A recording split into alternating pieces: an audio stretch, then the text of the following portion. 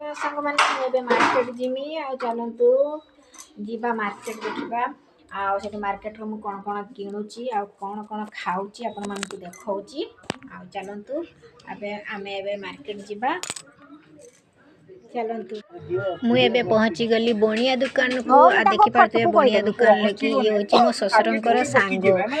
आ मु आसी पहुँची गली ये मो ससुरंक विषय कहउचंती मु कहली ठीक अछि मु तांको फोटो को कहि देमी जे तुम सांग सांगरे मोर देखा हितला आ से तुम विषय कहउतले आ मु एबे दीटा अंटा दौड़ी आनी आ जानचंती यांको पका यांको दुकान लो कि बहुत भेराइटी सब जिनिस अछि आ छाचुणी कतरु स्टार्टिंग करके सब ठाकुरों को सज भी यांको पाखरे अछि मक्कासी जानवा पय आछे हमर सेठी काम सरला आमे इठी आसी मक्का सीजा पाखरे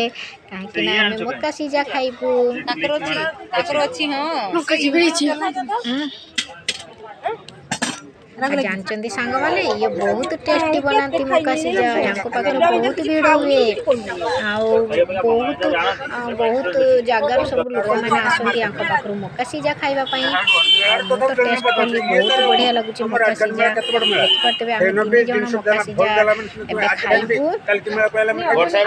और टेस्ट भी बहुत सुंदर टेस्ट बनाती है आमे गुटे प्लेट रु तीन जण भाग करके खाइ देलु मक्का सीजा एबे मक्का खिया सरला जीवा आमे गुपचुप देखि पारथबे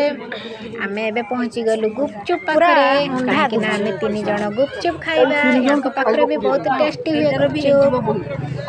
आ यांको पाखरे बहुत भीड़ हुए दिया ये होचे कालिया डॉन 5 किलो पे आउ आमे गुपचुप एठी खाइ देलु काहे ना मु दीटा खाइची गुपचुप बेसी भी खाइ नाही काहे ना मो देहटा भल नाही आ सामाने सब गुपचुप खाउचंदी मु भी गुटे दीटा तांको मो झियो पाखरु नेबी खाइ देली आ देखि पारथबे मार्केट रे बहुत भीड़ होची आ ये होची चाट धाड़ी की धाड़ी पूरा चाट दुकान ले भी सते भीड़ नाही ये देखि पारथबे संजरू माने सकाळ रु संज होबा पर्यंत एठी भीड़ ही भीड़ काहे ना हमर एटा बहुत बड़ मार्केट आ देखि पारथबे चाट दुकान लो भी भीड़ अछि आ मु आसी पहुंची गली एठी परिबा मार्केट रे मु एठी पचारछि मौसांकु आ एठी देखि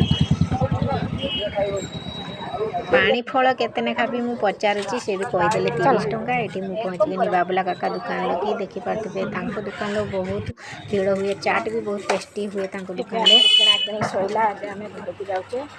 रात्रि हो गलानी देखि पारथबे एबे हम किना सब शेष एबे देखि पारथबे